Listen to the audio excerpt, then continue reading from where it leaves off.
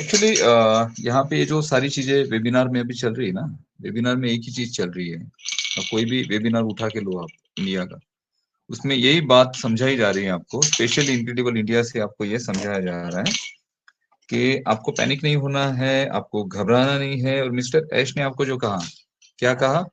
Chillax means chill रहो, relax रहो, सारी चीजें हो रही हैं, आप रिलैक्स रहो, ठीक है। इसके बावजूद भी अगर आप लोग इन चीजों को समझते ही नहीं है, कुछ जानते ही नहीं है, जानना चाहते ही नहीं है, तो उसके लिए कोई कुछ नहीं कर पाएगा। हम यहाँ पे जो आ रहे हैं आपको सारी चीजें डेली बताते हैं, ये भाई अभी ये प्रोग्रेस है कंपनी का, ये हो रहा है, आप अपने माइंड को स्टेबल रखो, आप इस बिजनेस के साथ हो। तो इसमें क्या स्वार्थ है हमारा, निजी स्वार्थ क्या है, क्या स्वार्थ हो सकता है इसमें? अजय जी अपने शॉप में कंटिन्यूसली बिजी रहते हैं, वहां पे कंटिन्यूसली कस्टमर्स होते हैं, मैं भी मेरे काम में बिजी होता हूँ, अनिल जी भी बिजी है, दीपेन भाई भी बिजी है। यहाँ कौन किसको समय है बताइए मुझे? सारे लोग अपने अपने काम में व्यस्त हैं। इसके बावजूद यहाँ पे डेली ये सेशन कंडक्ट किए जाते हैं, डेली आपको कुछ ना कुछ इंफॉर्मेशन दी जाती है, आपको इस अपॉर्चुनिटी के बारे में पॉजिटिव रखा जाता है। उसके पीछे हमारा एक ही स्वार्थ है कि आप जितने भी लोग जुड़े हो OnePassive में, वो किसी भी माध्यम से हो, किसी भी थ्रू हो, किसी के थ्रू हो, किसी भी एरिया से हो, किसी भी स्टेट से हो, सिटी से हो, गांव से हो, कहीं से भी आप हो, आप OnePassive में बने रहे। ये हमारा एक मात्र इसमें स्वार्थ है, इसके अलावा हमारा कोई स्वार्थ नहीं है OnePassive में। आपको इतना सारा डेली मीन्स इतनी सारे अपडेट्स और ये इंफॉर्मेशन देने का कोई रीजन नहीं है दूसरा, क्योंकि ये अपॉर्चुनिटी आपके जीवन में कभी आने वाली नहीं है। आप इंटरनेट को जानते नहीं है दोस्तों, आप इंटरनेट को इतना ही जानते हैं, गूगल फेसबुक के ऊपर आपको इंटरनेट पता नहीं है, यूट्यूब ज्यादा से ज्यादा, इसके ऊपर इंटरनेट बहुत सारे लोगों को पता नहीं है। एक्चुअल इंटरनेट क्या है, इंटरनेट पे क्या होता है, कैसे बिजनेस रन होते हैं, किस तरह से बड़ी बड़ी कंपनी बिग जाइंट बन चुकी है, एक छोटा सा स्टार्टअप बिलियन तक जाता है, ट्रिलियन तक जाता है।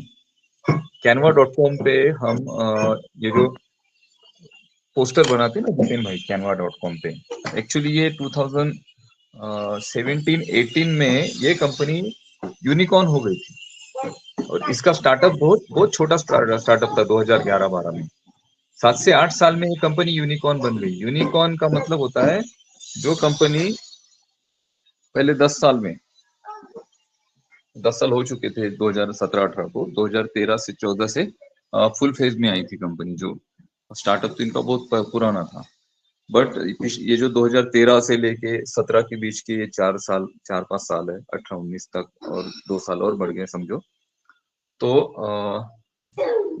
2020 पकड़ लेते हैं, 2013 से लेके 2020 तक, यानी ये 7 सालों में ये कंपनी यूनिकॉर्न बन गई।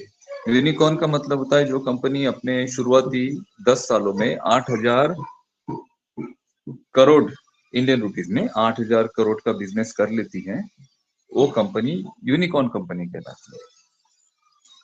क्या है canva.com? एक छोटा सा एप्लीकेशन है या फिर एक सॉफ्टवेयर है, अभी एक बड़ा हो चुका है, एक वेबसाइट है जहाँ पे आप आपके फोटोज बना सकते हैं, आपके लोगोस क्रिएट कर सकते हैं, छोटे मोटे वीडियो एडिट कर सकते हैं।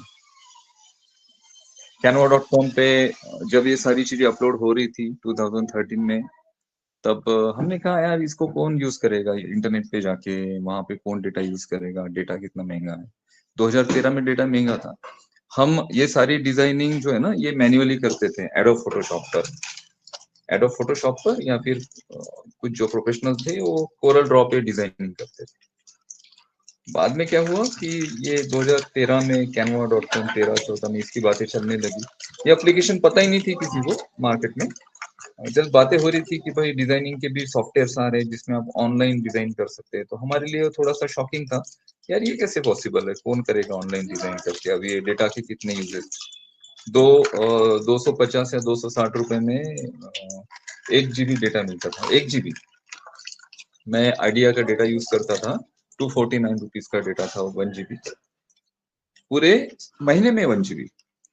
यानी 2 दिन अगर मैं यूट्यूब देख लूँ ना तो पूरा डेटा खत्म हो जाता था वहां पे। तो इतनी महंगाई में बोला यार कौन जाएगा इंटरनेट पे और कौन इतना सारा पैसा खर्च करके वहां पे एक सिंगल डिजाइन बनाएगा। क्योंकि डिजाइन बनाने के लिए ऐसा कोई स्पेसिफिक टाइम नहीं होता है। आप 1 घंटे में बना सकते हैं या फिर एक सिंपल डिजाइन आपका 10 मिनट में भी क्रिएट हो जाएगा या फिर उसी डिजाइन को आपको 2 दिन भी लग सकते हैं।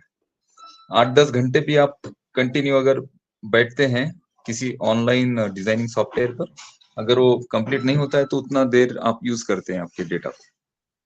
तो इतना महंगा कौन भाई यूज करेगा। ये 2013 की बात थी, 13-14 की। बाद में देखो 2015-16 के बीच में जियो आया मार्केट में जियो आया तो आपको डेली का 2 GB 1 GB डेटा मिलने लगा।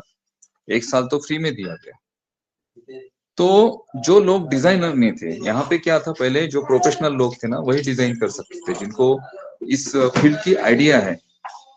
जैसे उनको अगर एडोब फोटोशॉप के बारे में पता है, वो थोड़े से आर्टिस्टिक बैकग्राउंड से हैं, तो वही लोग उसको कर सकते थे। क्योंकि वहां पे सारे जो टेम्पलेट्स है ना, वो सारे टेम्पलेट्स बनाने पड़ते थे मैन्युअली।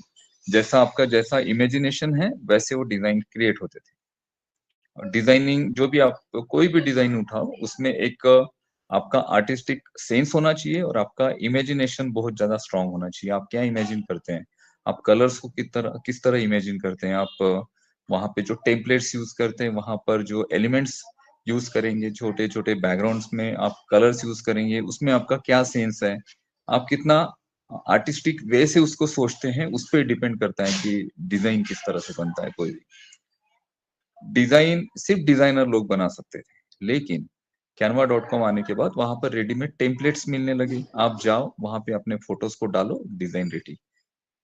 टेक्स्ट वहां पर मिलने लगे।